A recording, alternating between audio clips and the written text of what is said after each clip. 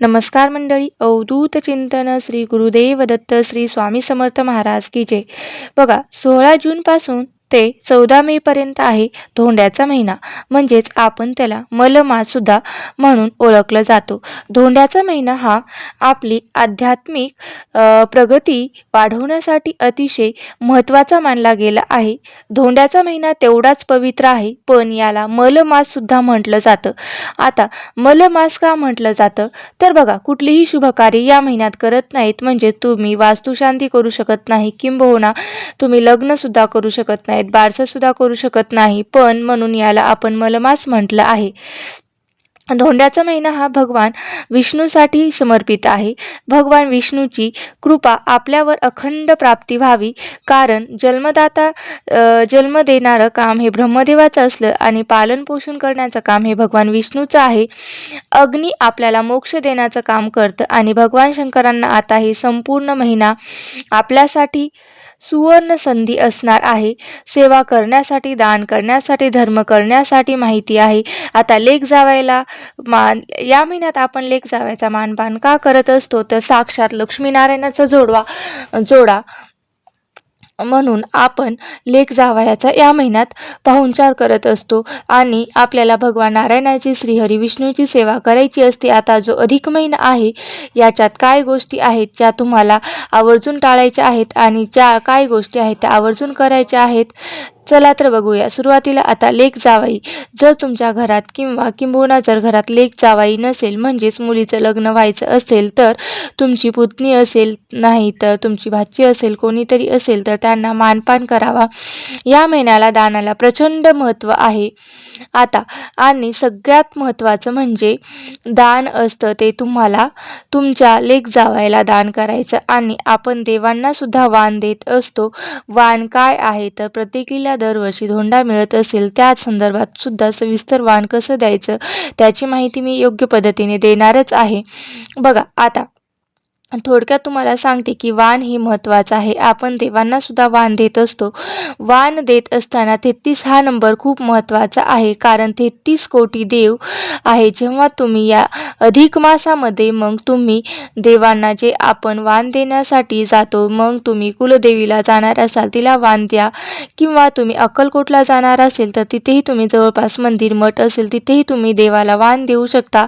रामाला वाण देऊ शकता, बाळकृष्णाला वाण देऊ शकता. तुम्ही भगवान विष्णू महाराजांना सुद्धा तुमचे जर आराध्य दैवत असेल तर तुम्ही सुद्धा त्यांना वाण देऊ शकता. बताशे वाण द्यायचे आहेत आता, किंवा अनारसे आहे जे आपण धोंडा खायला जातो.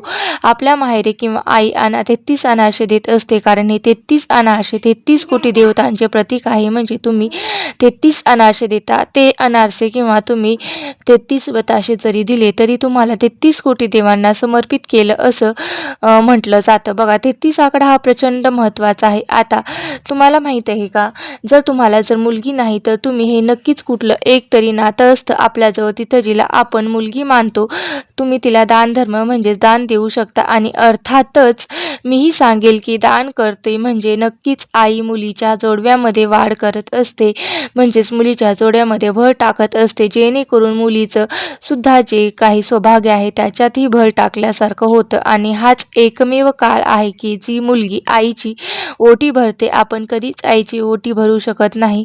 या पुरुषोत्तम मासामध्ये, अधिक मासामध्ये तुम्ही आई असेल, आईची, आजीची, मावशीची, सगळ्यात आधी विधवा, सवासणी अशा काही, तर बघा, तुम्ही विधवा असेल, सवासणी असेल तर तुम्ही आईची ओटी आता कशी भरायची, बघा त्याची सुद्धा एक पद्धत असते. ती कशी व्यवस्थित भरायची मी तुम्हाला सांगेल. तसेच बघा, पुरुषोत्तम मास भगवान श्री हरी विष्णू सत्यनारायण अतिशय उच्च आणि प्रभावी सेवा आहे आणि सुंदर सेवा आहे, जी तुम्ही कशी करायची, काय करायची, योग्य मांडणी कशी करायची, बघा ते सुद्धा मी तुम्हाला नक्कीच सांगेल.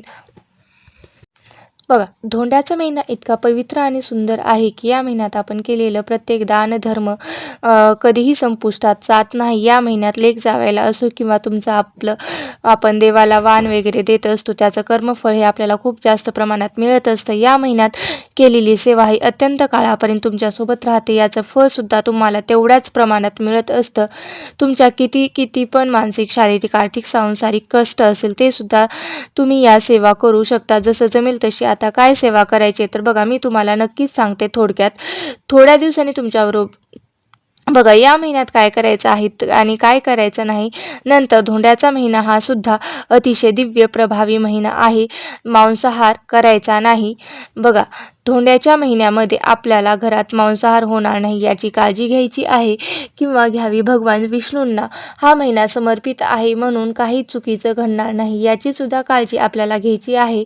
तर श्रावण महिन्यात पाळला जात नाही तर धोंड्याच्या महिन्यात काय पाळले जातील तर बऱ्याच वेळा असं काही जणांची समस्या असते की ज्यांच्या घरी मांसाहार करतात त्यांना मग खायचं त्यांना खाऊ द्या, बाकी तुम्ही बनवून देऊ शकते का? जर हो तर तुम्ही बनवून द्या, त्यांना बनवून द्या, मात्र तुम्ही खाऊ नका. जिला सेवा करायची इच्छा आहे तिला तुम्ही खायचं नाही. माता लक्ष्मीला काय प्रिय आहे तर तिला भगवान श्रीहरी विष्णूची सेवा प्रिय आहे. ज्या घरात भगवान श्रीहरी विष्णूची सेवा होते तिथे माता लक्ष्मी कधीच तिला आव्हान करावं लागत नाही. त्या घरात सूक्ष्म स्वरूपात अखंड वास करत असते.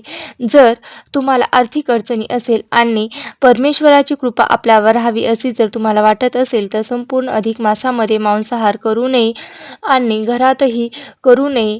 तसेच तुम्ही नवनाथ पारायण करू शकता, तुम्ही गुरुचैत्र पारायण करू शकता, तुम्ही स्वामी चैत्र पारायण करू शकता, सगळं करू शकता. त्याच्याचबरोबर तुम्ही भगवान श्रीहरिविष्णूच्या काही प्रभावी दिव्य सेवा आहेत त्यासुद्धा तुम्हाला करायच्या आहेत. आता बघा घरच्यांना तुम्ही करू देणार तर खाऊच दे शकतात. परत तुम्हाला एकदा सांगते, पुरुषोत्तम मासामध्ये शक्यतो ब्रह्मचर्याचे पालन करावं. जर तुम्हाला शक्य असेल तर तुम्ही करा. जर संतान प्राप्तीसाठी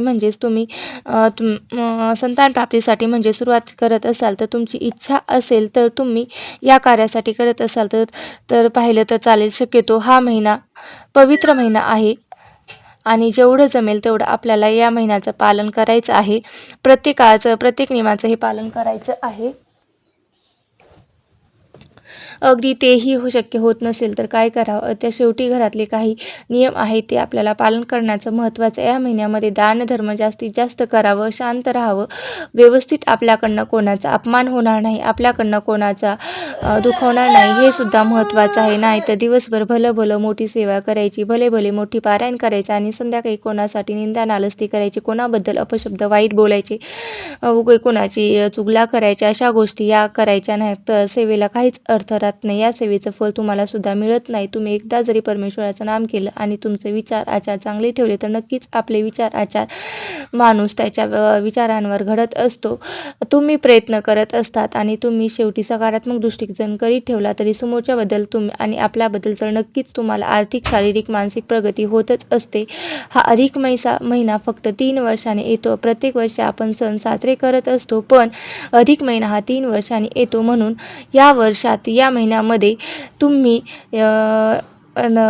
तुमच्या लेक जावयाला वाण देत असतात. लेक जावया म्हणजेच नंदेला सुद्धा वाढवतात. आपण समजा आपली मुलगी लहान आहे तर धोंडा करू शकतो का? हो. तुम्ही लेक जावाई नाही असेल तर मग तुम्ही लगेच तुमच्या नंदेला सुद्धा वाण देऊ शकता. वाण देताना यथाशक्ती त्या संदर्भात मी वाण द्यायचं आणि मन इतकं वाण देताना मन इतकं मोठं ठेवायचं की ते तृप्त असावं. जे तुम्ही काही दिलं आहे ते आनंदाने द्यायचं आणि तिने आनंदाने स्वीकारावे. आपल्या मनात पण अपेक्षा नसावे आणि देणाऱ्यांना पण व्यवस्थित द्यावं की जेणेकरून समोरच्याला पण ते आवडेल. कारण तुम्ही जे काही देणार आहे त्याचं 33 पट तुम्हाला मिळणार आहे. जी तुम्ही दानधर्म आहे ती तुम्ही नणंद असेल किंवा तुमची मुलगी असेल, जावई असेल, एक जावई असेल त्यांना देणार आहात ते 33 वाण हे द्यायचे आहेत आणि ते तुम्हाला 33 पटीने वाढून मिळणार आहे. म्हणून दानधर्म करत असताना किंवा तुम्ही कोणतेही कर्मफळ करत असताना थोडेसे गुपित ठेवावे. म्हणून आपण वाणही नेहमी झाकून देत असतो. याचं कारणही तेच आहे की दान करत असतो ते काय कधीही जगासमोर दाखवायचं नाही. असं म्हणतात जेव्हा जावयाला आपण वाण देतो आपणही वाण झाकून ठेवायचं लोकांसमोर. आपल्याला घरच्यांना काही अडचण नाहीत लोकांसमोर ते जाऊ देऊ नये किंवा उघडकीस येऊ नये म्हणून आपल्या घरातले आणि जावयासमोर जाऊ नये हे त्याला मागचं कारण असतं. मग अशा प्रकारे आपल्याला अधिक मासामध्ये हे आवश्यक नियम पाळायचे आहेत. अधिक महिन्यातील ही प्रभावी सेवा करायची आहे. लेक जावयाला या प्रकारे कोणते वाण द्यायचे याची संपूर्ण माहिती मी तुम्हाला द्यायचीच आहे. तसेच जोड्यामध्ये आईने लेकीची ओटी कशी भरावी याची संपूर्ण माहिती मी तुम्हाला दिलेली आहे. ही माहिती जर तुम्हाला आवडली असेल तर नक्की लाईक करा, शेअर करा आणि चॅनलवरती नवीन असाल तर सबस्क्राईब करायला विसरू नका. धन्यवाद. श्री स्वामी समर्थ. जय जय स्वामी समर्थ.